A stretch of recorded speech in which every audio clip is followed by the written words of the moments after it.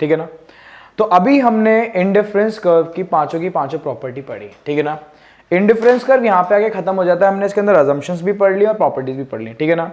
Clear है। आगे चलते हम न्यू टॉपिक के। आइए जल्दी से न्यू टॉपिक न्यू पेज से स्टार्ट करेंगे। लिखिए मेरे साथ हेडिंग डालिएगा। आज नया टॉपिक आ रहा है, नए टॉपिक का नाम है बजट लाइन। क्या नाम है? Budget line. Sir budget line? हाँ बेटा बजट लाइन। इसका कुछ और नाम भी है।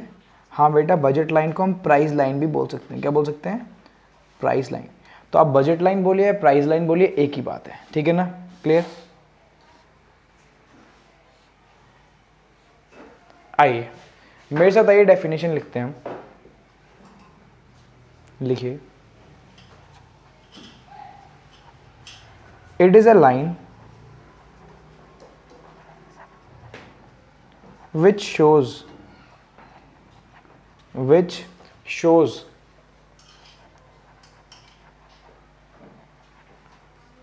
different combinations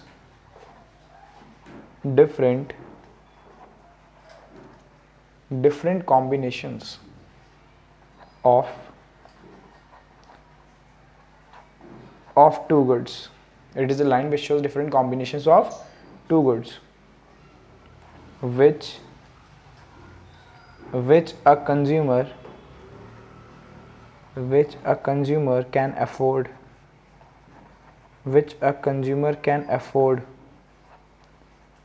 from his given income.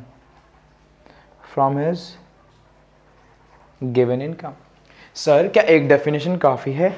नहीं बेटा, एक और डेफिनेशन लिखिए और बुलेट पॉइंट लिखिए। it is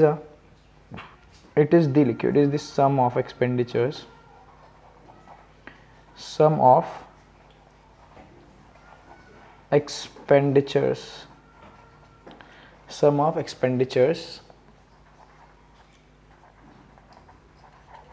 incurred over two goods,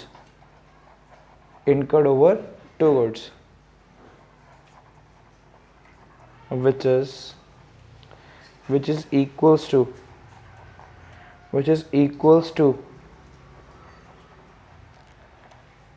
income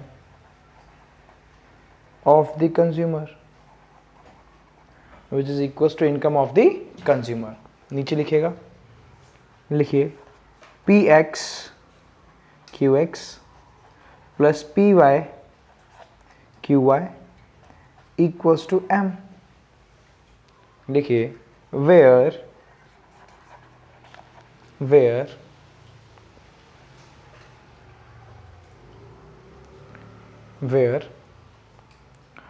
Px is equals to price of commodity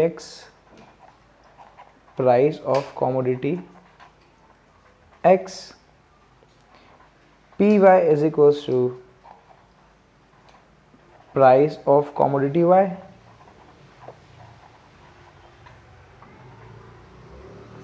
Qx is equals to quantity of commodity X, Qy is equals to quantity of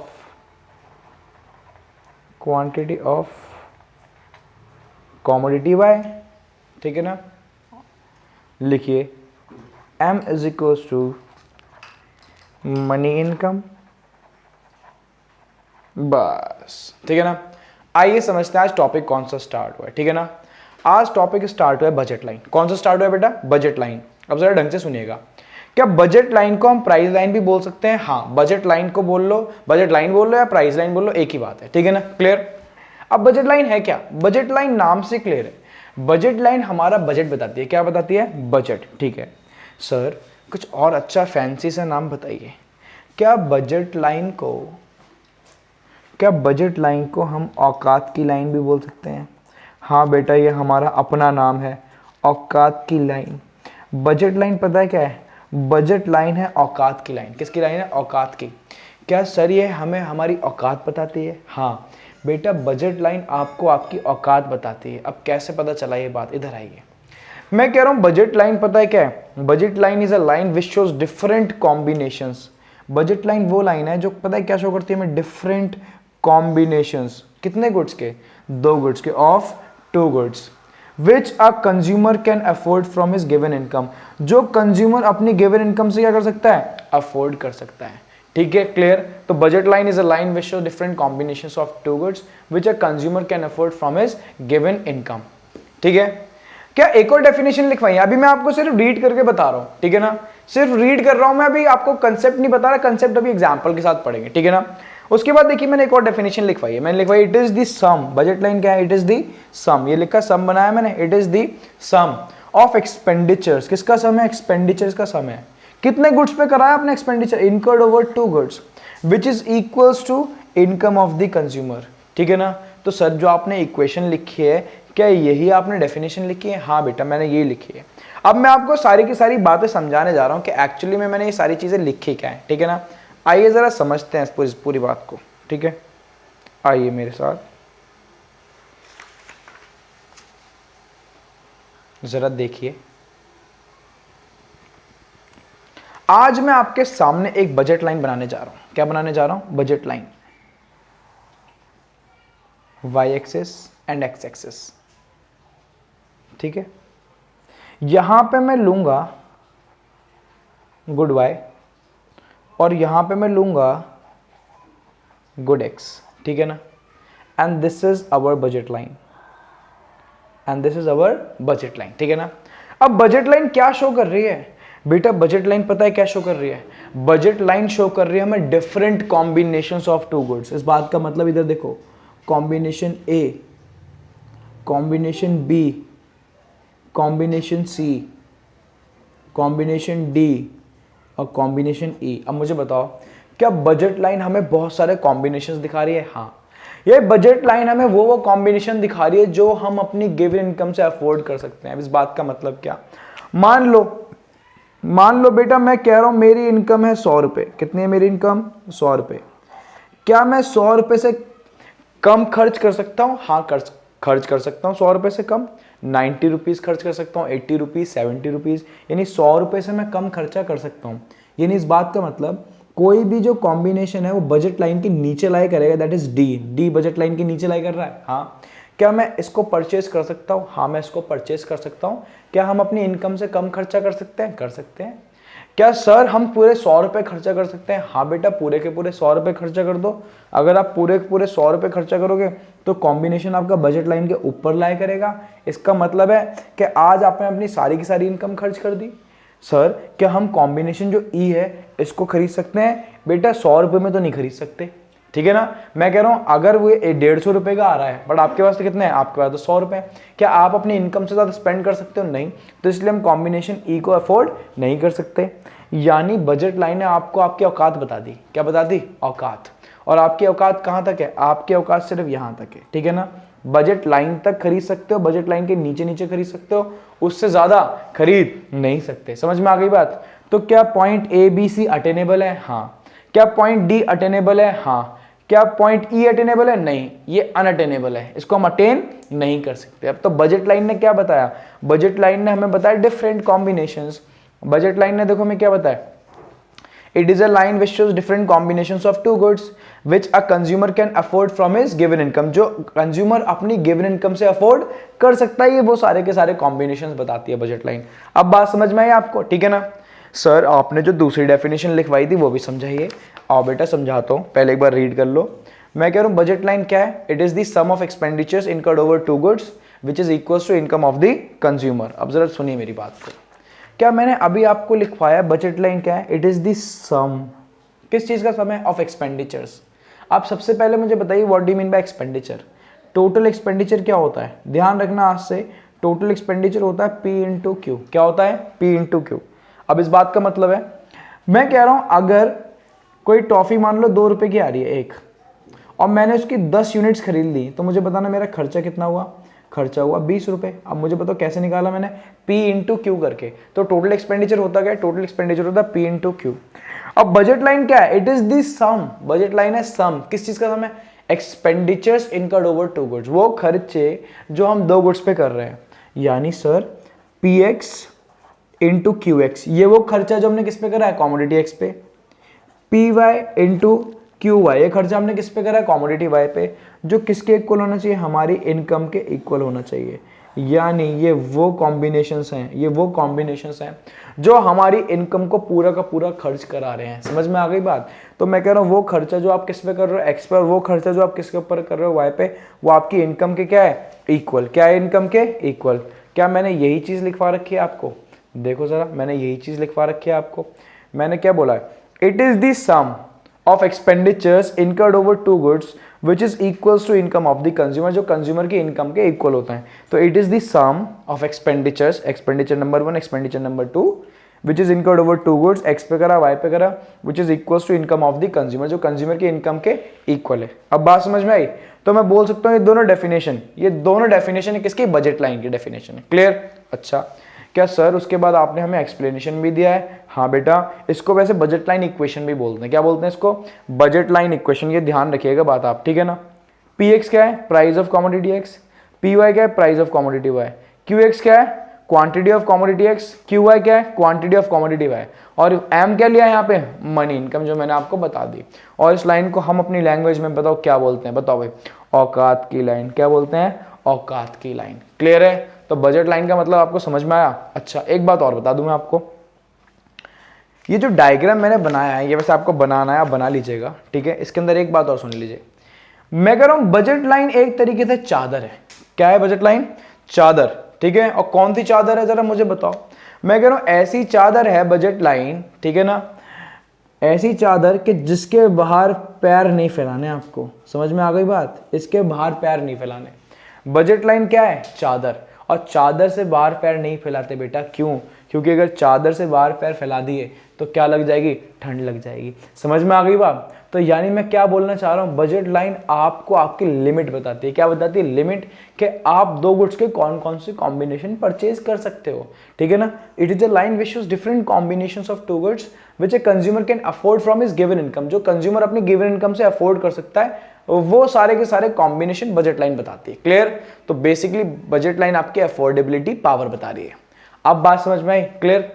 आगे चले, तो ये next topic की heading डालिए, लिखिए। अभी तो हमने बजट लाइन पढ़ा, अब हेडिंग डालिए बजट कॉन्स्ट्रेंट। लिखिए budget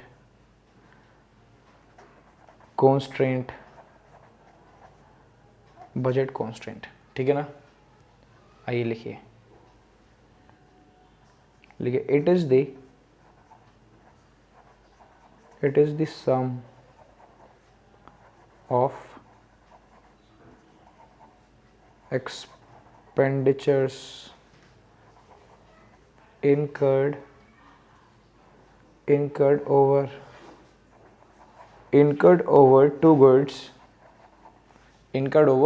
two goods, which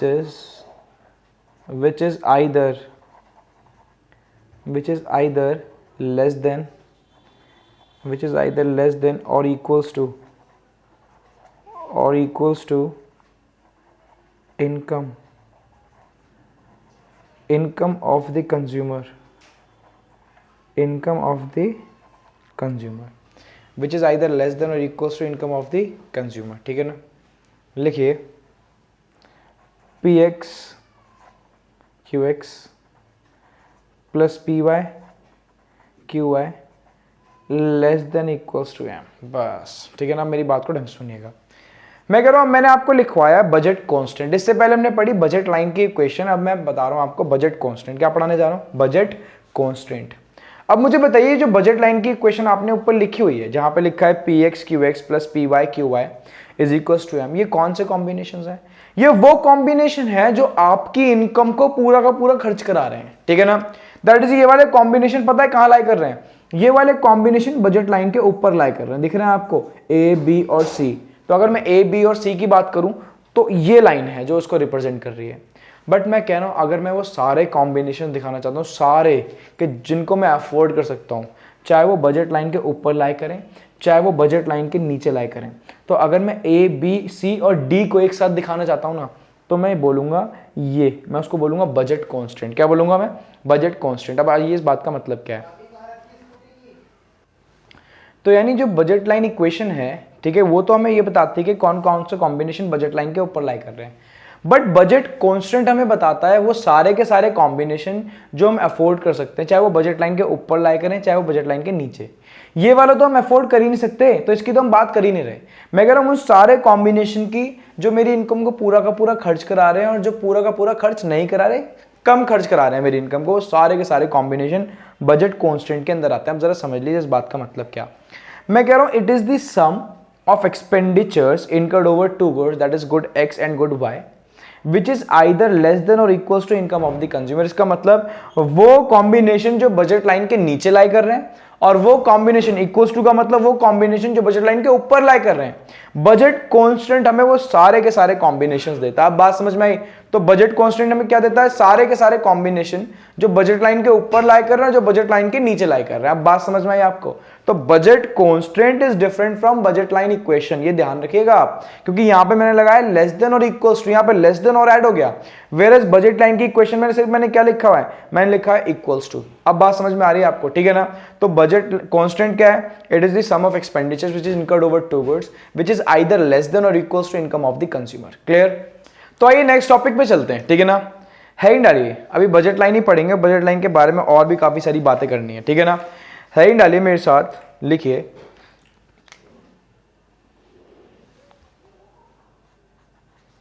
slope, slope of budget line, slope of budget line, slope of budget line. ठीक है, लिखिए slope of budget line, slope of budget line is described by the ratio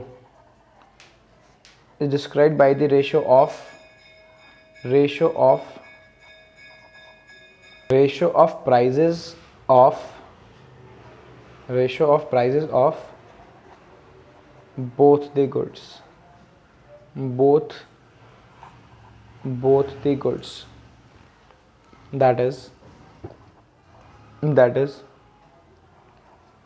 px upon py, that is px upon py। नीचे लिखिए slope of budget line is equals to px upon py। ठीक है, अब मेरी बात को ढंग से सुनिएगा। मैं कह रहा हूं अब मैंने आपको आइडिया दिलवाई स्लोप ऑफ बजट लाइन, ठीक है ना, कि बजट लाइन का स्लोप क्या होता है, ठीक है ना। एक्चुअली में अगर मैं बात करूं कि किसी भी लाइन के स्लोप की बात कर रहा हूं तो उसका मतलब क्या है? उसका मतलब है ढलान। स्लोप का मतलब क्या होता है? ढलान, इंक्लिनेशन, ठीक है।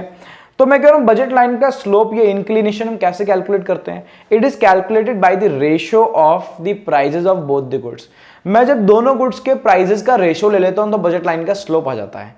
ये तो मैंने बात चलो बता दी। अब आप सोच रहे हो सर ऐसा कैसे और ये बात कैसे आ रही है, क्या आपको प्रूफ करना पड़ेगा इसको? बेटा आपको प्रूफ करना तो नहीं पड़ेगा, बट मैं आपको करके दिखाऊंगा, मैं आपको लॉजिक दूंगा पूरा कि बजट लाइन का स्लोप मैंने एक्चुअली में कैसे कैलकुलेट करा, ये आया कैसे कि px upon py budget line का स्लोप है, आया कैसे, वो सारी की सारी बातें मैं आपको बताऊंगा, ठीक है ना। पहले बस आप इस बात को याद रखना, हमेशा याद रखना कि बजट लाइन का स्लोप क्या होता है? बजट लाइन का स्लोप होता है px अपॉन py। अब आया कैसे ये आपसे नहीं पूछा जाएगा, बट है क्या ये जरूर पूछा जाएगा। बजट लाइन का स्लोप होता है px अपॉन py, इस बात को याद कर लेना, ठीक है ना। आइए जरा समझते हैं ये आया कैसे। मैं कह रहा हूं सबसे पहले मुझे बताइए कि किसी चीज का स्लोप होता क्या है। मैं कह रहा हूं किसी भी चीज का स्लोप होता है tan थीटा। क्या होता है? tan theta. Sir tan theta, आप तो ट्रिग्नोमेट्री पढ़ाने लगे। बेटा यहाँ पे थोड़ी सी ट्रिग्नोमेट्री यूज होगी, आप टेंशन मत लेना। मैं कह रहा हूँ जिन बच्चों के पास मैथ्स उनको ये बात समझ में आ गई होगी मैंने slope is equals to tan theta क्यों लिखा, ठीक है ना। बट जो नॉन कॉमर्स जो नॉन मैथ्स बैकग्राउंड के हैं बच्चे, ठीक है ना, उनको मैं समझाऊंगा जरूर कि किसी चीज का जो स्लोप होता है वो टेन थीटा क्यों होता है। आप टेंशन मत लेना, इधर आओ। तो आइए इधर देखिए, ये है वाई एक्सेस और ये है एक्स एक्सेस। वाई एक्सेस पे चलिए मैं अभी कुछ ले नहीं रहा हूँ, और हमारी बजट लाइन ऐसी तो बनाई थी मैंने, आपको ध्यान है, ठीक है। चलो इसको नाम दे देते हैं, ये है ओरिजिन और बजट लाइन को नाम देते हैं ए बी, ठीक है ना। और जैसे मैंने बजट लाइन को नाम दिया कुछ ए बी, तो आपको दिखा कि ट्राइंगल फॉर्म हो गया है ना, ट्राइंगल ए ओ बी। कैसे ट्राइंगल फॉर्म हो गया, ट्राइंगल ए ओ बी, ठीक है। क्या मैं शेड करके दिखा दूँ आपको, या समझ में आ रहा है? आ रहा है, चलो मैं फिर मैं शेड कर देता हूँ हल्का सा। ये आपको दिख रहा है पूरा एरिया जो मैं शेड कर रहा हूँ, क्या ये पूरा का पूरा एक ट्राइंगल बन गया है? हाँ, पूरा का पूरा बेटा एक ट्राइंगल है। क्या है ये पूरा का पूरा एक ट्राइंगल, ठीक है ना। अब जरा ढंग से देखिएगा, ये जो ट्राइंगल है, ट्राइंगल ए ओ बी, ठीक है ना। मैं इस ए ओ बी ट्राइंगल में आपको इस लाइन का, इस जो लाइन है ना, ये बजट लाइन ए बी, इसका मैं स्लोप कैलकुलेट करने जा रहा हूँ। स्लोप का एक्चुअली मतलब क्या होता है? स्लोप का मतलब होता है ढलान। ये चीज़ ये चीज़ ये स्लोप होती है। क्या होती है? स्लोप, ढलान, ठीक है ना। तो जो ढलान है, इंक्लिनेशन, इसको हम कैलकुलेट कैसे करते हैं? It is calculated by tan theta. ये किससे कैलकुलेट होती है? टेन थीटा से। सर क्यों कैलकुलेट होती है? देखो बेटा, बात को समझना। मैं कह रहा हूँ, मान लो कोई लाइन है, ये लाइन है, ठीक है ना। ये टिकी किसके ऊपर है? ये इस पर टिकी हुई है। समझ में आ रही बात? इन दो फट्टों पे टिकी हुई है, फट्टे, लकड़ी के फट्टे मान लो, ठीक है ना, इन दो फट्टों पे। अब मैं कह रहा हूँ, जब आप इन दो फट्टों का साइज इंक्रीज डिक्रीज करोगे तो ये लाइन भी ऊपर नीचे हो गया। इस बात का मतलब देखो, मैं कह रहा हूँ इसका साइज कम करो, इसका बढ़ा दो, तो ये लाइन ऐसे हो जाएगी, है ना। मैं कह रहा हूँ इसका साइज कम करो, उसका बढ़ा दो, देखो इसका साइज करो तो ये ऐसे हो जाएगी। यानी मेरे को एक बात समझ में आ रही है, किसी लाइन का स्लोप ना सिर्फ दो चीज़ पे टिका हुआ है, इन दो फट्टों पे। ये दो फट्टे होते क्या हैं?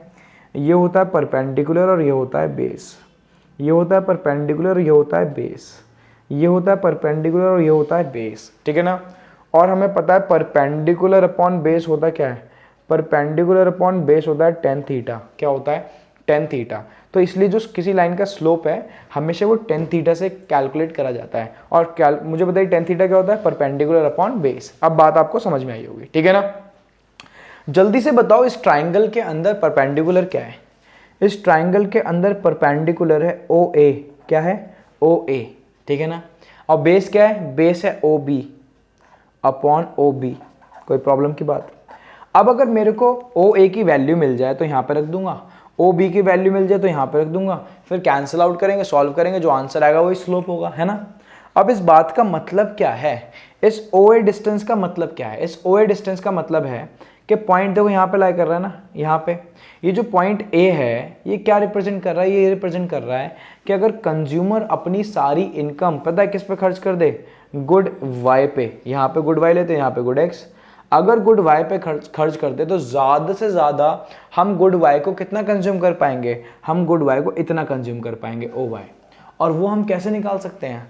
वो हम पता है कैसे निकाल सकते हैं? जब हम इनकम को पता है किससे डिवाइड कर देंगे? कॉमोडिटी वाई के प्राइस से। सर ऐसे कैसे? आइए बेटा ज़रा इसका भी एग्जाम्पल दे दूं मैं आपको, ठीक है ना। क्या साइड में दे दूं एग्जाम्पल? ठीक है। मैं कह रहा हूँ मेरे पास बेटा 100 रुपीज़ हैं। कितने हैं? 100 रुपीज़। और कोई सामान आ रहा है उसका प्राइस है 20 रुपीज़। अब मैं आपसे पूछ रहा हूँ, मुझे बताओ ज़्यादा से ज़्यादा मैं उसकी कितनी यूनिट खरीद सकता हूँ?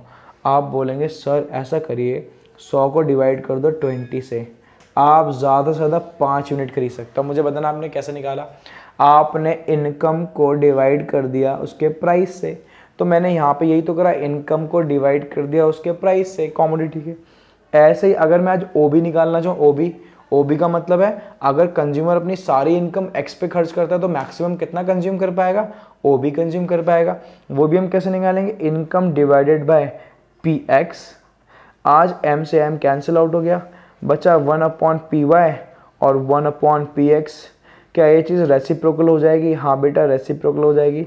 ये आ जाएगा P x upon P Y. तो यानी स्लोप क्या आ गया? स्लोप आ गया P x upon P Y.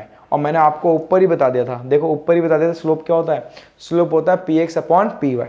Sir यहाँ पे क्या नेगेटिव का साइन भी लगेगा? हाँ बेटा यहाँ पे नेगेटिव का साइन लगेगा, उसका रीज़न ये है, मुझे बताओ क्या बजट लाइन डाउनवर्ड स्लोपिंग है? हाँ, देखो बजट लाइन डाउनवर्ड स्लोपिंग है, ऊपर से कैसे आ रही है? नीचे, ठीक है ना। तो इसका स्लोप क्या नेगेटिव है? हाँ बेटा, इसका स्लोप नेगेटिव है। देयरफॉर हम बजट लाइन के स्लोप के आगे क्या लगाएंगे? माइनस का साइन, जो रिप्रेजेंट करेगा बजट लाइन क्या है? Budget line is downward sloping. अब आपको बात ढंग से समझ में आई होगी। तो बजट लाइन का स्लोप क्या होता है? बजट लाइन का स्लोप है px upon py, ratio of prices of both the goods. Clear? ठीक है, तो आपको स्लोप क्लियर है। आगे चलते हैं फिर, आइए मेरे साथ नेक्स्ट टॉपिक पे चलते हैं। लिखिए, एंड डालिए, लिखिए rotations in budget line.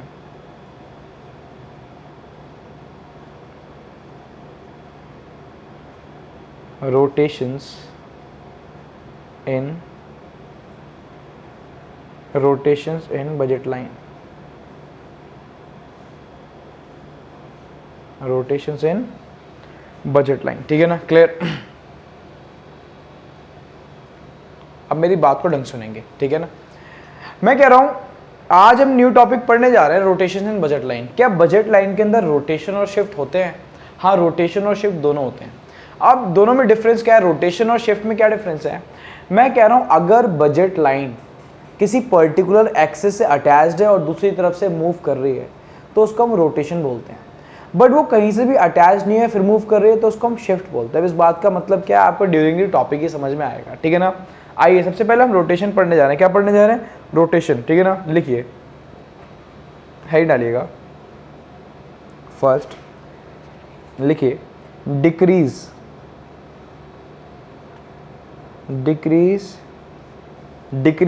in the price, decrease in the price of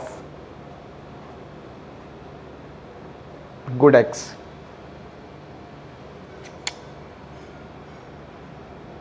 लिखिए when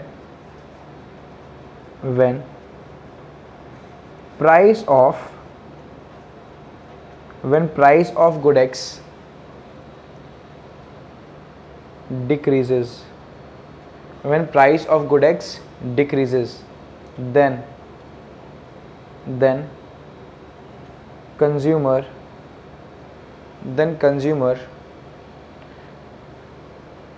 will be able to buy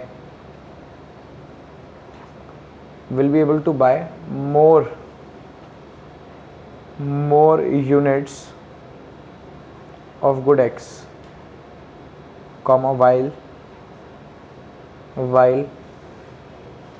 income and price of good Y remains constant,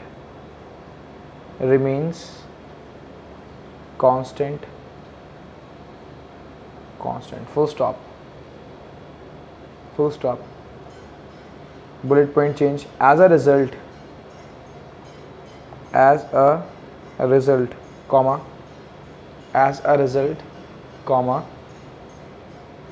budget line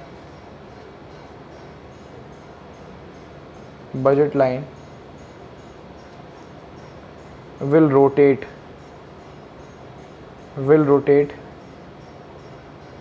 outward. As a result, budget line will rotate outward, ठीक है ना। आइए budget line बनाते हैं फिर इस बात को समझेंगे।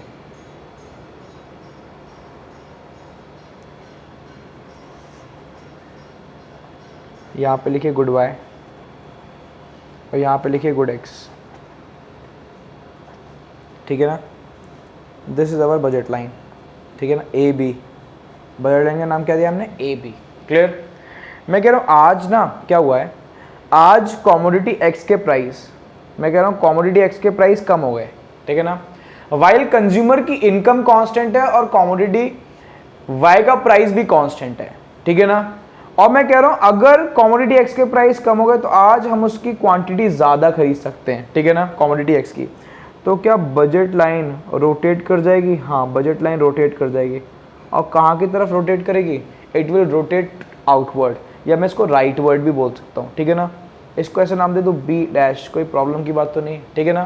क्लियर? तो बजट लाइन रोटेट हो गई आउटवर्ड, क्यों?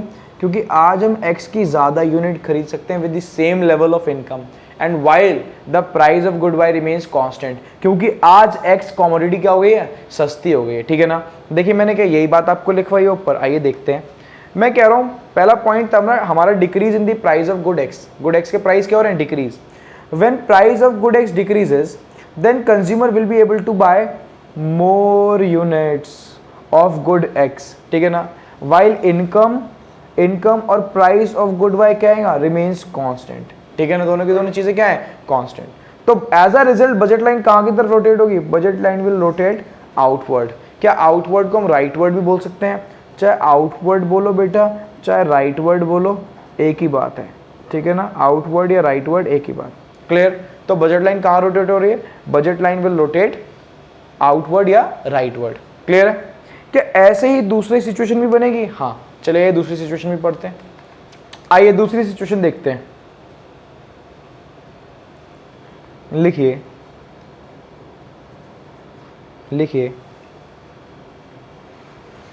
इंक्रीज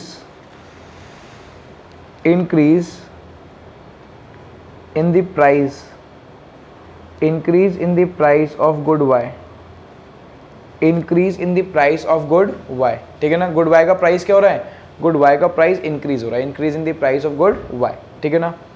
तो पहले मैं यहीं पर डिस्कस कर लूँ क्योंकि इसका जो एक्सप्लेनेशन है तो मैंने आपको लिखवा दिया, एक्सप्लेनेशन इसी तरीके से आना है। मैं एक का एक्सप्लेनेशन और लिखवाऊंगा, उसके बाद मैं आपको डायरेक्टली बताऊंगा क्योंकि एक्सप्लेनेशन सब में क्या आना है, सेम आना है, ठीक है, क्लियर। अब जरा ढंग से सुनिए, एक का एक्सप्लेनेशन और लिख लेते हैं। आइए लिखिए व्हेन प्राइस, इसको x ही कर दो आप, x, ठीक है ना। अभी x के बारे में पढ़ते हैं क्योंकि यहाँ लिखा डिक्रीज इन द प्राइस, ऊपर देखिए क्या लिखा, decrease in the price of good x. तो अभी गुड एक्स के बारे में पढ़ते हैं, ठीक है ना। Increase in the price of good X, लिखिए when price of good X, when price of good x increases then consumer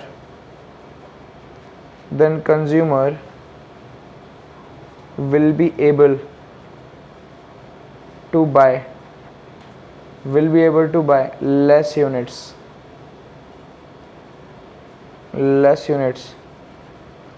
of good x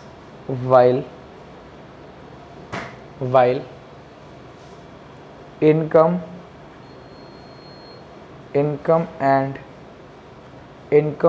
and price of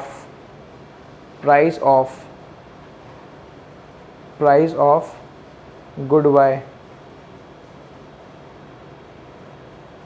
remains constant, full stop, ठीक है ना। आइए नेक्स्ट पॉइंट लिखें, लिखिए as a result comma budget line, as a result comma budget line will rotate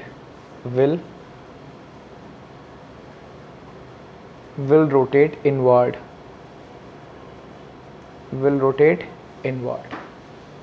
और इसको left word भी बोल सकते, कोई प्रॉब्लम की बात नहीं है, लेफ्ट वर्ड, फुल स्टॉप, ठीक है ना। आइए जल्दी से मेरे साथ एक बजट लाइन बनाइए।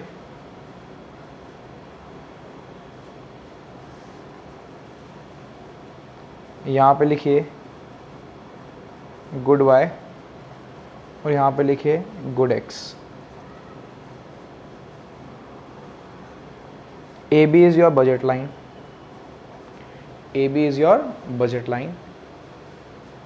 ठीक है ना। और आज बजट लाइन इनवर्ड रोटेट, ठीक है ना। अब इस बात का मतलब क्या है, जरा मतलब समझेंगे, ठीक है ना। मैं कह रहा हूं आज पता है क्या हुआ है, आज देखिए क्या हुआ है, आज गुड एक्स के प्राइस इंक्रीज हो गए हैं, गुड एक्स के प्राइस क्या हो गए हैं, इंक्रीज, ठीक है ना। देखिए क्या गुड एक्स के प्राइस इंक्रीज हो गए, हाँ गुड एक्स के प्राइस इंक्रीज। और अगर गुड एक्स के प्राइस इंक्रीज हो गए वाइल वाइल कंज्यूमर की इनकम और गुड वाई का प्राइस क्या है, कांस्टेंट।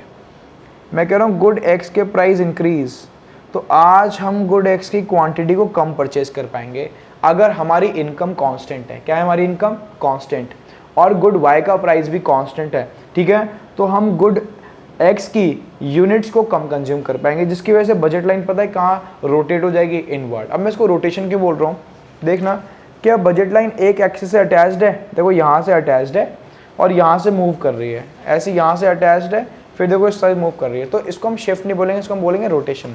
बजट लाइन क्या कर रही है, रोटेट कर रही है, ठीक है ना, क्लियर। आपको दो बातें समझ में आ गई होंगी रोटेशन के अंदर, जिसके अंदर increase in the price of good X and decrease in the price of good x, दोनों की दोनों हमने कर ली। क्या ऐसे ही दो सिचुएशन हमें गुड वाई के केस में भी करनी है, हाँ। आइए जरा चेक करते हैं, गुड वाई के केस में भी करके देखते हैं। बट हम एक्सप्लेनेशन नहीं लिखेंगे क्योंकि एक्सप्लेनेशन बिल्कुल सेम रहने वाला है, एक्सप्लेनेशन आपको लिखना है, मैं तो सिर्फ समझाऊंगा। थर्ड सिचुएशन, डिक्रीज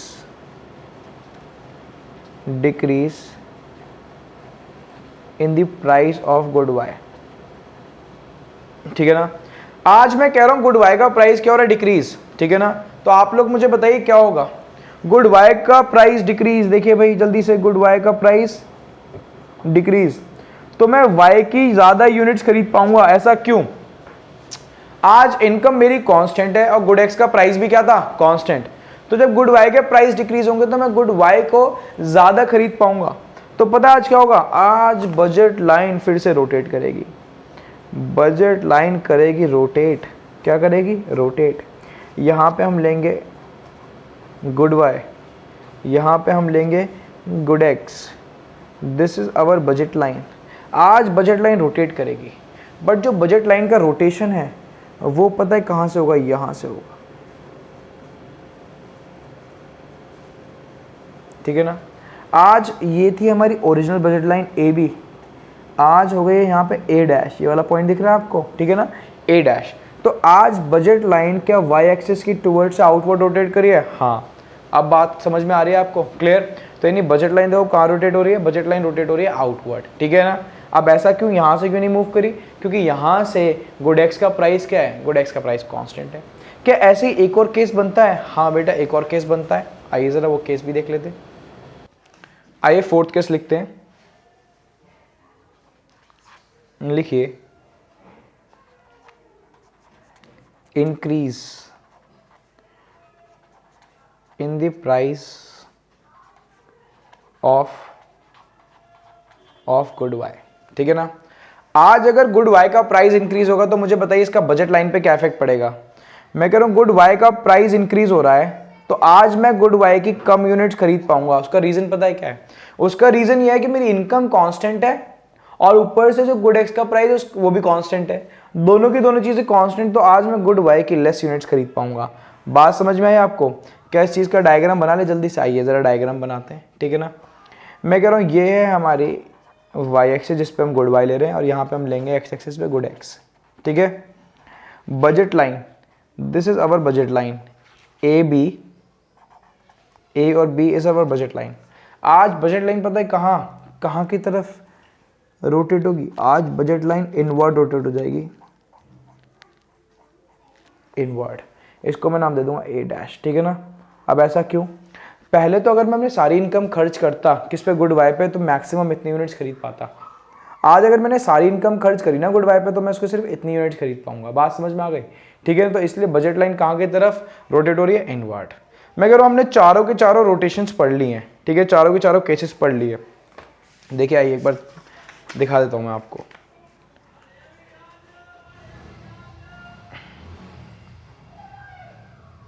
तो आइए अब हम पढ़ने जा रहे हैं शिफ्ट इन बजट लाइन, ठीक है ना। देखिए पहला कौन सा शिफ्ट आया, राइटवर्ड शिफ्ट। कौन सा शिफ्ट है, राइटवर्ड शिफ्ट। अब मैंने लिखवाया क्या इसके अंदर, मैंने बोला when income of the consumer increases, अगर कंज्यूमर की इनकम इंक्रीज होगी then consumer will be able to buy more of both the goods, तो कंज्यूमर दोनों गुड्स की ज्यादा क्वांटिटी परचेज कर पाएगा। अगर दोनों गुड्स का प्राइस क्या है, कांस्टेंट, गुड एक्स और गुड वाई का दोनों का प्राइस क्या है, कांस्टेंट, तो कंज्यूमर दोनों गुड्स की ज्यादा क्वांटिटी को परचेज कर पाएगा, ठीक है। As a result budget line पता है कहां शिफ्ट हो जाएगी, budget line will shift towards the right. Budget line कहां शिफ्ट हो जाएगी, will shift towards the right. आइए इसका डायग्राम पूरा बनाते हैं ढंग से। देखिए यहां पे हमने क्या बना रखा है, वाई एक्सिस और एक्स एक्सिस, यहां पे हम लेंगे गुड वाई और यहां पे हम लेंगे गुड एक्स, ठीक है। मुझे बताइए बजट लाइन कैसे बनती है? बजट लाइन बनती है ऐसे डाउनवर्ड स्लोपिंग, है ना, ए और बी, क्लियर। अब मुझे एक बात बताइए, मुझे जल्दी से बताइए, आज बजट लाइन क्या शिफ्ट हो जाएगी? हाँ, budget line will shift towards the right. Budget line कहां पे शिफ्ट हो जाएगी? बजट लाइन राइट में शिफ्ट हो जाएगी। समझ में आ गई बात? From A B to A dash B dash, ठीक है ना। तो आज हम x की भी ज़्यादा यूनिट्स खरीद पाएंगे और हम y की भी ज़्यादा यूनिट्स खरीद पाएंगे। बात समझ में आ रही है? क्योंकि कंज्यूमर की इनकम क्या हो गई है? कंज्यूमर की इनकम इंक्रीज हो गई है, क्लियर है। तो बजट लाइन कहाँ पे शिफ्ट हो गई? राइट में। क्या ऐसे ही बजट लाइन लेफ्ट में भी शिफ्ट होती है? हाँ है। जल्दी जल्दी मेरे साथ लिखिए,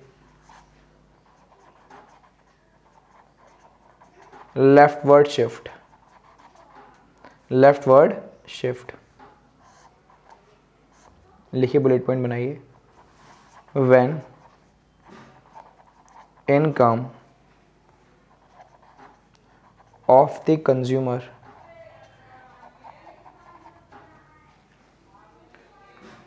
when income of the consumer increases, decreases लिखिए, decreases, then budget line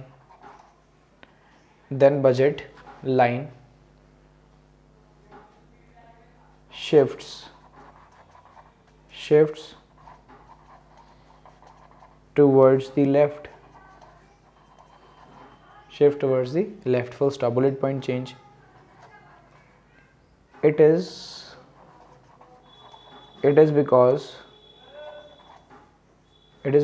now consumer will be able to buy less units of both the goods, while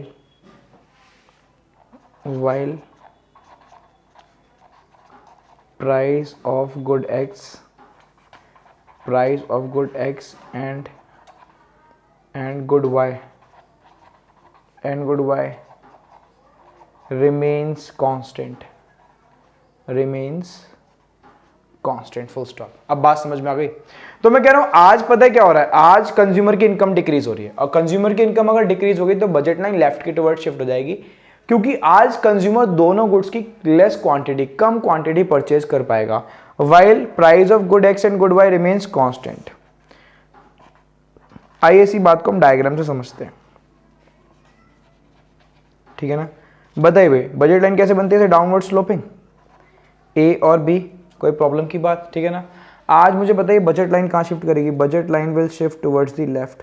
budget line कहाँ पे शिफ्ट कर जाएगी? लेफ्ट में। इसको नाम दीजिए ए डैश और बी डैश, ठीक है ना। आज हम इनकम हमारी डिक्रीज हो गई है, तो आज हम दोनों गुड्स की लेस क्वांटिटी बाय कर पाएंगे। बात समझ में आ गई? तो अगर कंज्यूमर की इनकम डिक्रीज होगी तो बजट लाइन लेफ्ट में शिफ्ट हो जाएगी। तो ये थे हमने जो दो पढ़े शिफ्ट थे। इससे पहले हमने जो 4 केसेस पढ़े थे वो थे रोटेशन। हमने रोटेशन भी पढ़ लिया और शिफ्ट भी पढ़ लिया, ठीक है ना, क्लियर। आइए नेक्स्ट टॉपिक पे चलते हैं, जो कि बहुत इंपॉर्टेंट टॉपिक है। आइए तो आइए आगे चलते हैं, ठीक है ना।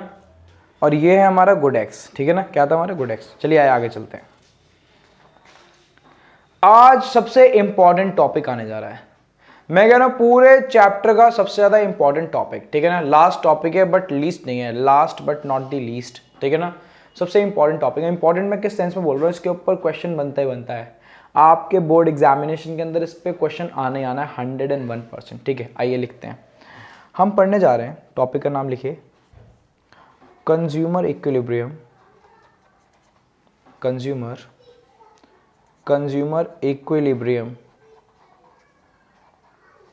Equilibrium through indifference curve, through indifference curve and budget line, ठीक है ना। क्या इसको हम हिक्शियन अप्रोच भी बोल सकते हैं? हाँ, अब इसको हिक्सियन अप्रोच क्यों बोलते हैं, उसका रीज़न है। मुझे बताइए ऑर्डिनल अप्रोच किसने दी? ऑर्डिनल अप्रोच दी थी जे.आर. हिक्सन एलन ने, तो उसको हिक्सियन अप्रोच भी बोला जाता है। तो अगर आपके पेपर में हिक्सियन अप्रोच पूछ ले कंज्यूमर इक्विलिब्रियम की, तो ये जो मैं कराने जा रहा हूँ, ठीक है ना। और इसको consumer equilibrium through indifference curve approach भी बोलते हैं, ठीक है, आप ध्यान रखिएगा इस बात को। क्लियर? तो आज हम जो टॉपिक पढ़ने जा रहे हैं बहुत ज़्यादा इंपॉर्टेंट है, ठीक है ना। आप लोगों को बिल्कुल अच्छे से पढ़ना है टॉपिक, ठीक है। इस टॉपिक के ऊपर एक क्वेश्चन 6 नंबर पे आते ही आता है, ध्यान रखिएगा। क्लियर? आइए स्टार्ट करें। सबसे पहले लिखना स्टार्ट करिए मेरे साथ, आप लिखिए। A consumer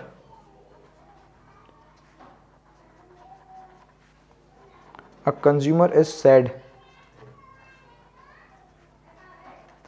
to be in equilibrium when he gets maximum satisfaction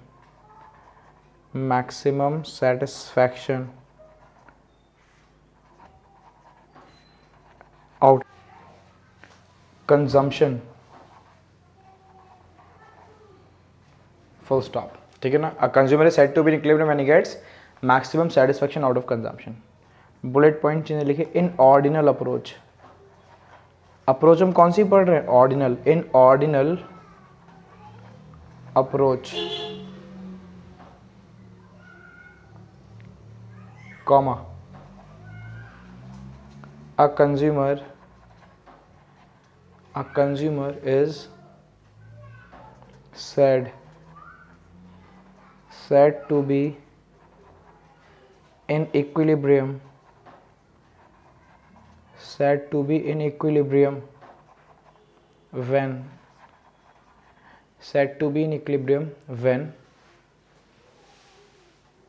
when budget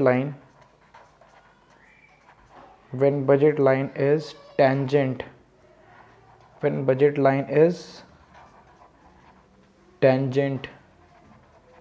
to the indifference curve.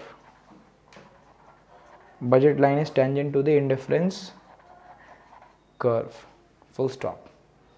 Bullet point change करके लिखिए। In other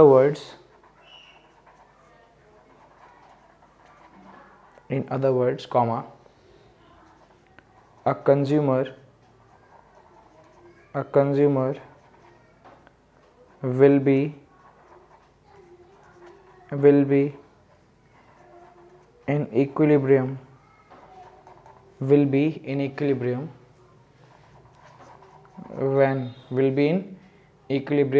when slope of indifference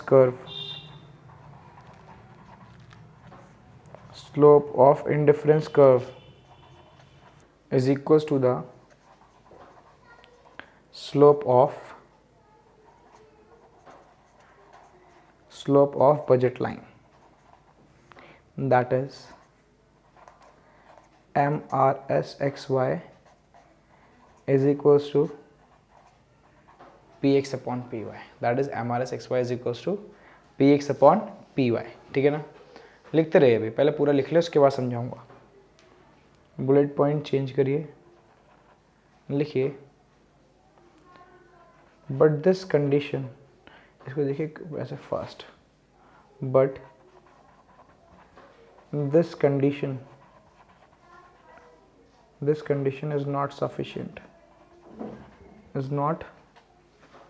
is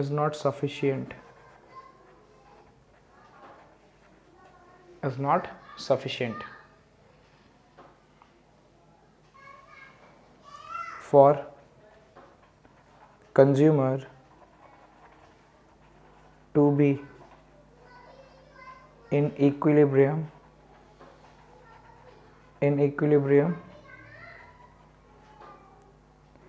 value of MRSXY must be diminishing,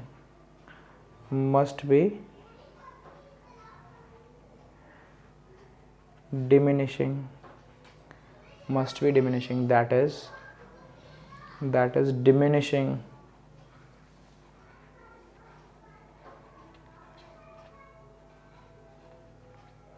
MRS condition number 2। ठीक है, अब जरा समझते हैं इस बात को, क्या मैंने लिखा है ये।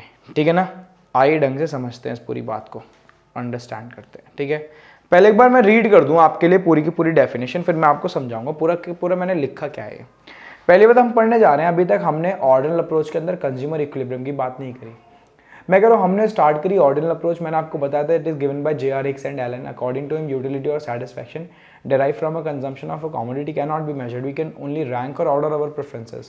फिर हमने इंडिफरेंस कर्व पढ़ा, उसकी प्रॉपर्टीज अजम्पशंस देखी, उसके बाद हम बजट लाइन के ऊपर आ गए, बजट लाइन की काफ़ी सारी बातें करी है ना।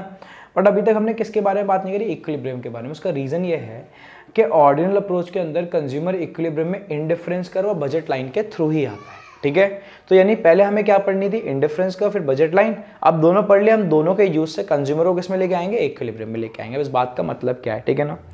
ये बात एक बार रीड कर दूं, बस मैं रीड कर रहा हूँ, समझा कुछ नहीं रहा, अभी मैं समझाऊंगा। ठीक है ना, a consumer is said to be in equilibrium when he gets maximum satisfaction out of consumption. In ordinal approach, a consumer is said to be in equilibrium when budget line is tangent to the indifference curve. In other words, a consumer will be in equilibrium when the slope of indifference curve is equal to the slope of budget line. But this condition is not sufficient, क्योंकि मैं कह रहा हूँ हमें MRS(XY) कैसे लेना पड़ता है, हमेशा डिमिनिशिंग। अभी तो मैंने आपको सिर्फ रीड कराया, अब जरा समझेंगे इस बात का मतलब क्या। आइए जरा देखिए, मैं कह रहा हूँ आपके सामने आज मैं एक डायग्राम बनाने जा रहा हूँ और आप मेरे को जरा आंसर करेंगे। ठीक है ना, डायग्राम देखिए क्या है। मैं कह रहा हूं यहां पे मैं ले रहा हूं गुड y और यहां पे मैं ले रहा हूं गुड x। ठीक है ना, ये है हमारा IC1 इंडिफरेंस कर्व 1, ये है हमारा IC2 इंडिफरेंस कर्व 2 और ये है हमारा IC3 इंडिफरेंस कर्व 3। ठीक है ना, आज मैंने आपके सामने 3 इंडिफरेंस कर्व बनाए हैं और 3 इंडिफरेंस कर्व पे मैं कुछ कॉम्बिनेशन लेने जा रहा हूँ, कॉम्बिनेशन A, कॉम्बिनेशन B और कॉम्बिनेशन C। ठीक है ना, ये डायग्राम है। आज मुझे बताइए आप कौन से कॉम्बिनेशन पे रहना प्रेफर करेंगे। बताइए, क्या कॉम्बिनेशन A पे रहना प्रेफर करेंगे, B पे या C पे? जल्दी से मुझे बताइए।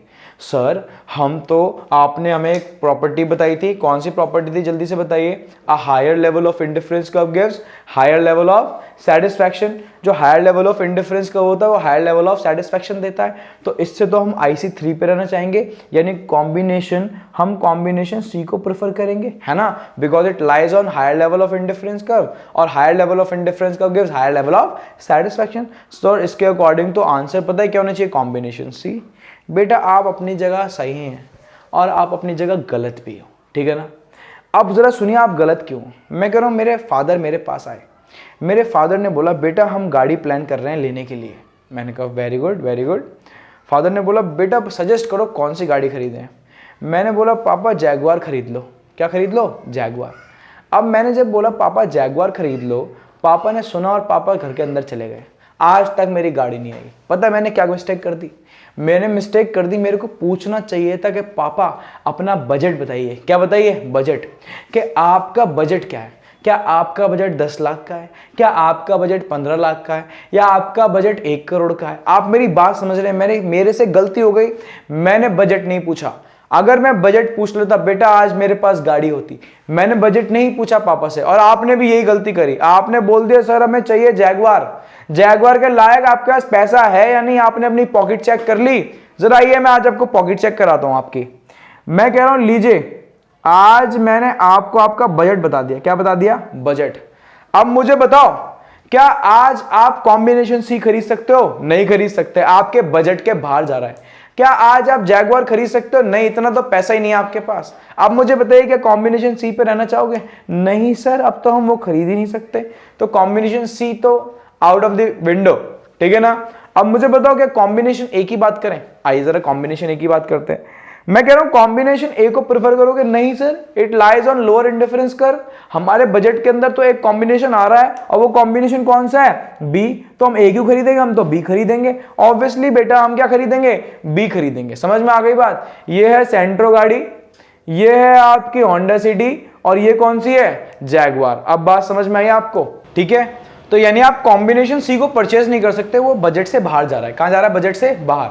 तो मुझे बताइए, हम कॉम्बिनेशन ए को प्रेफर कर नहीं रहे क्योंकि वो लोअर इंडिफरेंस कर अप्लाई कर रहा है, सी को हम प्रेफर कर नहीं पा रहे, तो हम कौन से कॉम्बिनेशन पे रहना प्रेफर करेंगे? बताइए, एट कॉम्बिनेशन बी। कौन से कॉम्बिनेशन पे? कॉम्बिनेशन बी पे रहना प्रेफर करेंगे। तो मैं इस बात को कैसे बोलूं? यानी कंज्यूमर इक्विलिब्रियम पता है कहां पे आएगा? कंज्यूमर इक्विलिब्रियम में एट कॉम्बिनेशन बी पे आएगा। बट इसको मैं बोलूं कैसे? आप जरा ढंग से सुनना। मुझे बताइए, जब आप छोटे बच्चे थे और दांत आपके कच्चे थे, तो क्या आप ऐसे सर्कल बनाया करते थे, है ना? और सर्कल बना के उसके ऊपर एक ऐसे लाइन ड्रॉ करते थे। हाँ, तो ये लाइन मुझे बताइए क्या कहलाती थी? सर्कल के ऊपर टेंजेंट। क्या कहलाती थी? टेंजेंट कहलाती थी, ठीक है ना? 90 डिग्री का एंगल बनाती थी। ध्यान है आपको? क्या आज ये जो बजट लाइन है, क्या ये भी ऐसे ही देखो इंडिफरेंस कर्व पे टच करते हुए जा रही है? यहाँ पे है ना, देखो टच करते हुए जा रही है। तो मैं कह रहा हूँ, क्या बजट लाइन इंडिफरेंस कर्व पे टेंजेंट है? हाँ बेटा। तो बजट लाइन क्या है? बजट लाइन टेंजेंट है किसके? इंडिफरेंस कर्व के। तो मैं बोल सकता हूँ, पता है कंज्यूमर इक्विलिब्रियम में कब आएगा? Consumer will be in equilibrium when यहाँ पे मुझे बताइए क्या हो रहा है? When budget line is tangent, budget line is tangent to the indifference curve. यानी जब बजट लाइन किसके टेंजेंट आ जाएगी? इंडिफरेंस कर्व के, तो कंज्यूमर किस में आ जाएगा? इक्विलिब्रियम के अंदर। सर हम इसको किसी और तरीके से भी बोल सकते हैं। हाँ बेटा, आप इसको किसी और तरीके से भी बोल सकते हैं। आइए ज़रा देखिए, मैं कह रहा हूँ जहाँ पे बजट लाइन टेंजेंट है, क्या है बजट लाइन? टेंजेंट किसके? इंडिफरेंस कर्व के टेंजेंट है। वहाँ पे slope of budget line is equals to किसके? स्लोप ऑफ इंडिफरेंस कर्व के। बजट लाइन का स्लोप और इंडिफरेंस कर्व का स्लोप, दोनों का स्लोप पता है आपस में क्या है? इक्वल, ठीक है। अब मुझे आप ढंग से बताओ, बजट लाइन का स्लोप क्या था? बजट लाइन का स्लोप था px अपॉन py, यही तो था स्लोप, है ना? और याद करिए इंडिफरेंस कर्व का स्लोप क्या था? इंडिफरेंस कर्व स्लोप होता है MRSXY, ठीक है ना? तो यानी मैं बोल सकता हूँ, क्या अगर MRSXY इज इक्वल टू आ गया किसके? जरा बताइए, px अपॉन py के, तो कंज्यूमर इक्विलिब्रियम में आ जाएगा। हाँ बेटा, कंज्यूमर पता है किस में आ जाएगा? कंज्यूमर इक्विलिब्रियम में आ जाएगा। Consumer will be in equilibrium. तो यानी मैं बोल सकता हूँ when MRSXY is equals to px upon py then consumer will be in equilibrium. Consumer किस में आ जाता है? इक्विलिब्रियम में। बट ये कंडीशन अकेले में सफिशिएंट नहीं है। अब ये सफिशिएंट क्यों नहीं है? मैं कह रहा हूँ क्योंकि इंडिफरेंस का हमें कैसे बनाने हैं? कॉन्वेक्स। इंडिफरेंस कर कॉनकेव भी बनते हैं और स्ट्रेट लाइन भी बनते हैं, बट हमने कौन सा यूज़ करें जरा बताना? हमने कॉन्वेक्स यूज़ करा। और इंडिफरेंस कर कॉन्वेक्स किसकी वजह से होते हैं? इंडिफरेंस कर्व कॉन्वेक्स होते हैं डिमिनिशिंग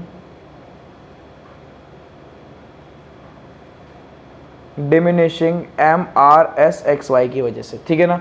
तो यानी क्या सेकंड कंडीशन में लिखनी पड़ती है? हाँ बेटा, आपको दोनों कंडीशन लिख के दिखानी पड़ती हैं। दैट इज, पहली कंडीशन कौन सी थी? फर्स्ट कंडीशन है आपकी, फर्स्ट कंडीशन है MRSXY is equals to px upon py। दूसरी कौन सी है? Diminishing MRSXY। सर क्या दोनों कंडीशन को जब हम प्लस कर देते हैं तो कंज्यूमर क्या इक्विलिब्रियम में आ जाता है? हाँ बेटा, कंज्यूमर पता है किस में आ जाता है? कंज्यूमर इक्विलिब्रियम में। तो मैं बोल सकता हूँ in this case consumer will be in equilibrium when MRSXY is equals to px upon py and diminishing MRSXY। क्या इसको अब साफ साफ बना लें? आइए बेटा, हम बिल्कुल साफ साफ डायग्राम बनाएंगे और आगे चलेंगे, ठीक है ना? लिखिए मेरे साथ।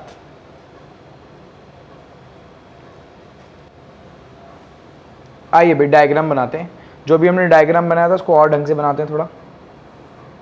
वाई एक्सिस और एक्स एक्सिस। वाई एक्सिस पे हम लेंगे गुड वाई और एक्स एक्सिस पे हम लेंगे गुड एक्स, ठीक है ना? ये हमारा IC1 इंडिफरेंस कर्व 1, ये हमारा IC2 इंडिफरेंस कर्व 2 और ये हमारा IC3 इंडिफरेंस कर्व 3, ठीक है ना?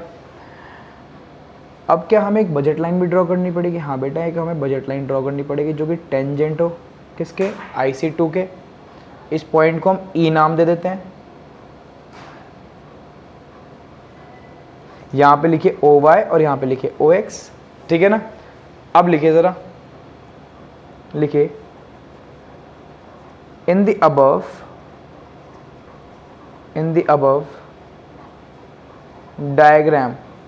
above diagram, comma, a consumer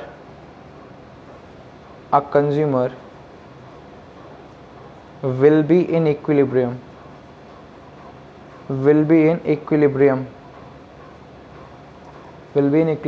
when will be in equilibrium at point E, at point E, where he will consume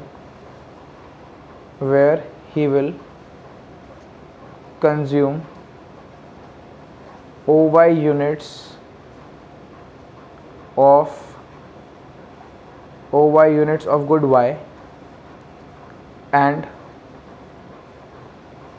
OX units of good X। Full stop. तो बात समझ में आई। कंज्यूमर अगर OY units consume करेगा good Y के and OX units consume करेगा good X की, तो किस में आ जाएगा?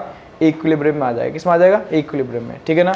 आइए अब मैं आपको समझाता हूँ जो एक्चुअली में मैंने आपको लिखवाया है। ठीक है, आइए जरा मैंने क्या लिखवाया है।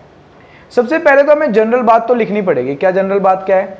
A consumer is said to be in equilibrium when he gets maximum satisfaction out of consumption. Consumer equilibrium में कब आएगा? जब उसको क्या मिलेगा? Maximum satisfaction out of consumption. ठीक है ना। अगर मैं बात करूं ऑर्डिनल अप्रोच की, किसकी? Ordinal approach. देखिए मैंने क्या लिखा है, in ordinal approach a consumer will be in equilibrium when budget line is tangent to the indifference curve. जब बजट लाइन क्या होगी? बजट लाइन टेंजेंट हो जाएगी इंडिफरेंस कर्व के, तो कंज्यूमर इक्विलिब्रियम में आ जाएगा।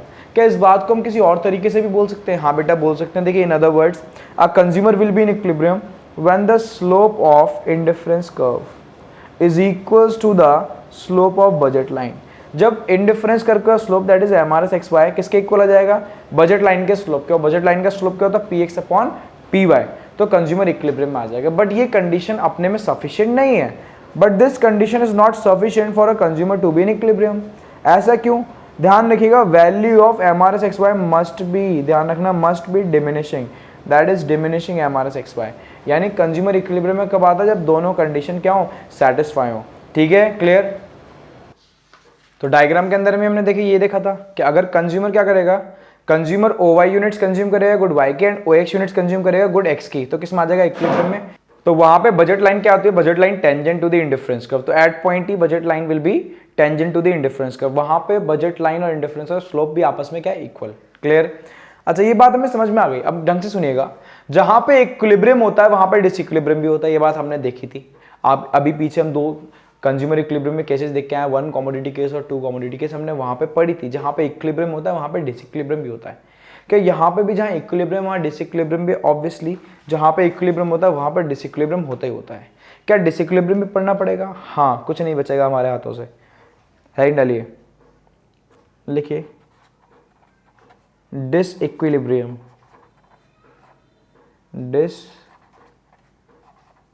Disequilibrium conditions.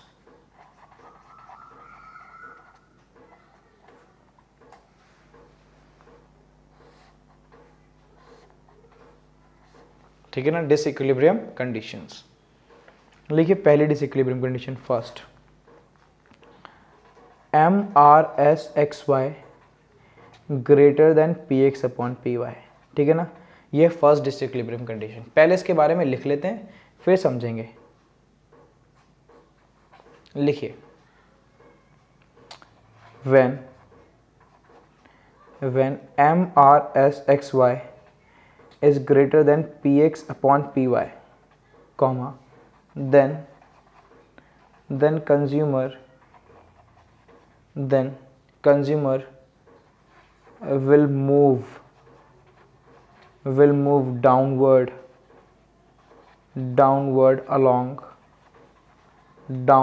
along the indifference curve, downward along the indifference curve, comma, बल्कि फुल स्टॉप लगा दो, फुल स्टॉप। ठीक है, bullet point change. when consumer moves downward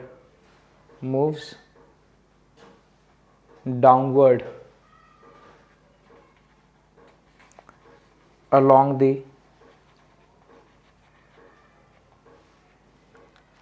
the indifference curve, comma, then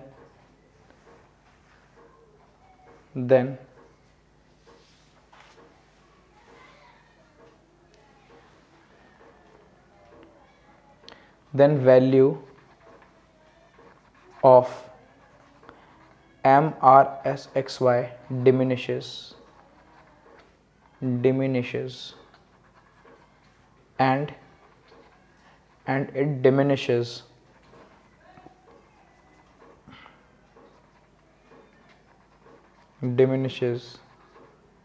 till MRSXY is equals to px upon py, ठीक है ना। अब बात को ढंग से सुनिएगा, मैं कह रहा हूं पहली डिसइक्विलिब्रियम कंडीशन आई है। क्या है disequilibrium condition? MRSXY is greater than px upon py। MRSXY की वैल्यू ज्यादा है और px अपॉन py की वैल्यू कम है, ठीक है। तो क्या कंज्यूमर को इक्विलिब्रियम में लाना पड़ेगा? हाँ, कंज्यूमर को इक्विलिब्रियम में लाने के लिए MRSXY की वैल्यू को कम करना पड़ेगा, और कम करके पता है किसके इक्वल लाना पड़ेगा? हमें लाना पड़ेगा उसके इक्वल px अपॉन py के, ठीक है ना।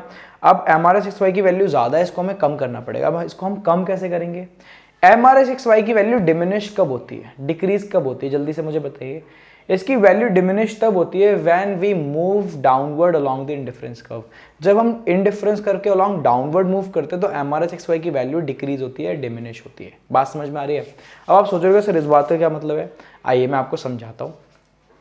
तो आप लोग याद करिए, जब मैंने आपको फर्स्ट प्रॉपर्टी पढ़ाई थी तो मैंने क्या बताया था? Indifference curve is convex to the origin due to diminishing MRSXY। ध्यान है आपको वहां पे? आइए मैं आपको याद दिलाता हूं बातें। आपको ध्यान आ रही है क्या कुछ बातें? मैंने आपको कराया था indifference curve is convex to the origin due to diminishing MRSXY, कराई थी। अब जरा इसमें चेक करना कि जब हम ऊपर से नीचे जा रहे हैं, हम कॉम्बिनेशन A B C ऊपर से जब नीचे जा रहे हैं तो क्या MRSXY की वैल्यू डिक्रीज हो रही है? That is 3 2 1। हाँ, यानी जब हम इंडिफरेंस कर्व के ऊपर से नीचे जाते हैं, डाउनवर्ड मूव करते हैं। एक बात और दिखा दूंगा आपको, इधर देखिए जरा, आपको ध्यान होगा। मैं कह रहा हूं जब हम ऊपर से नीचे आ रहे हैं, combination A B C D ऊपर से नीचे आ रहे हैं, तो हमेशा ध्यान रखिएगा MRSXY की वैल्यू डिमिनिश होती है, डिक्रीज होती है। और MRSXY की वैल्यू हमें डिक्रीज और डिमिनिश ही करनी है यहाँ पे। क्यों करनी है? क्योंकि देखो MRSXY की वैल्यू ज्यादा है px अपॉन py से, तो इसको डिक्रीज करना है। और जब इसको डिक्रीज करेंगे, कब तक डिक्रीज करना? जब तक ये किसके इक्वल नहीं आती? px अपॉन py के इक्वल नहीं आ जाती। तो मैंने ये लिखवाया आपको, when MRSXY is greater than px upon py, then consumer will move downward along the indifference curve. Consumer कहाँ move करेगा? Downward move करेगा along the indifference curve. When consumer moves downward along the indifference curve, then value of, देखिए, then value of MRSXY diminish, and it will diminish till कब तक? जब तक MRSXY is equals to क्या नहीं आता? px upon py। तो ये थी हमारी पहली डिसइक्विलिब्रियम कंडीशन। आपको समझ में आ गई हो? क्लियर है? आइए सेकंड लिख लेते हैं फास्ट, और सेकंड लिखते हैं हमारा चैप्टर खत्म। आइए लिखिए, जल्दी से खत्म कर देते हैं। लिखिए सेकंड कंडीशन। बताइए भाई सेकंड कंडीशन क्या है? MRSXY is less then px upon py। आज MRSXY की वैल्यू पता है क्या है? लेस है किससे? px अपॉन py से। लेस, हाँ बेटा लेस। आइए भाई लिखते हैं पहले, फिर समझेंगे। when MRSXY is less than px upon py, comma, then consumer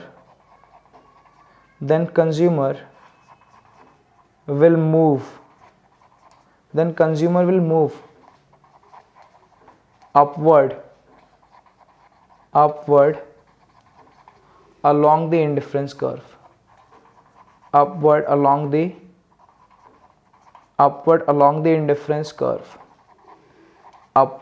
indifference curve, full stop, bullet point change। when consumer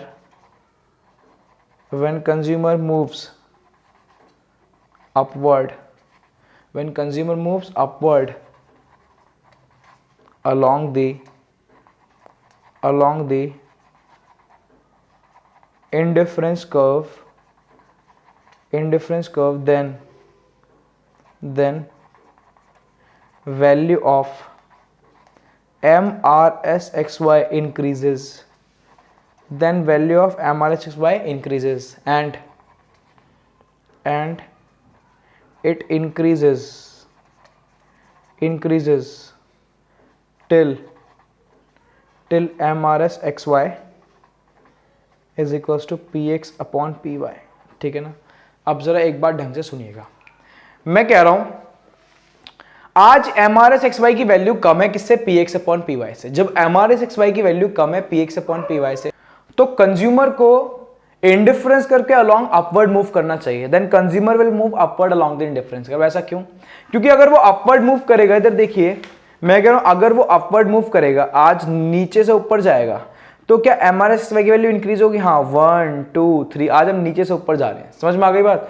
तो एमआरएस एक्स वाई की वैल्यू इंक्रीज होगी, और एमआरएस एक्स वाई की वैल्यू अगर इंक्रीज होगी तो इंक्रीज कब तक होगी?